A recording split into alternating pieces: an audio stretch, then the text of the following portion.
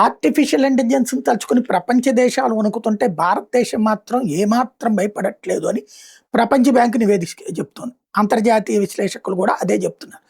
ఎందుకు అంటే, ఏఐ విస్తరణ వల్ల ఉద్యోగాలు పోతాయని, లేదా వెనుకబడిపోతామని భారతదేశం భయపడదు.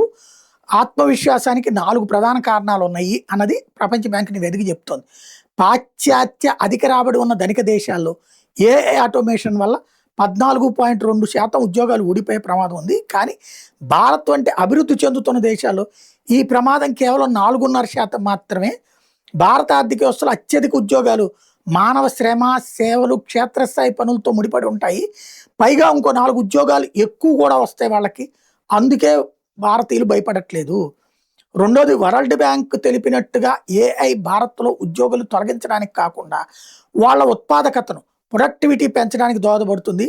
భారతదేశంలో దాదాపు 16.2% ఉద్యోగాలు ఏఐ మూలంగా మరింత వేగంగా సమర్థవంతంగా మారతాయి.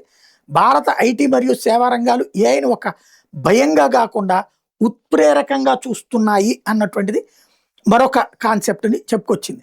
అదే సందర్భంలో స్థానిక అవసరాలకు తగినట్టుగా తక్కువ ఖర్చుతో కూడిన చిన్న ఏఐ సాధనాలు రూపొందించుకోవడం ద్వారా విద్య, వైద్యం, వ్యవసాయం, పాలన కోట్లాది మందికి వేగంగా చేర్చేందుకు భారతీయుల దగ్గర టెక్నాలజీ ఉంది, తెలివి ఉంది.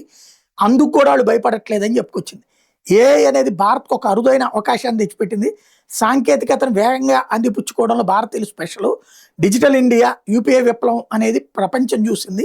ఏఐను ఉపయోగిస్తూ గతంలో తరతరాలుగా పరిష్కారం కానీ సమస్యలను పరిష్కరించి రాబోయే 10 ఏళ్లలోనే అభివృద్ధి చెందిన దేశంగా భారత్ మారే అవకాశం ఉందన్నటువంటిది ఇప్పుడు వీళ్ళు చెప్తున్నటువంటి ఫీల్.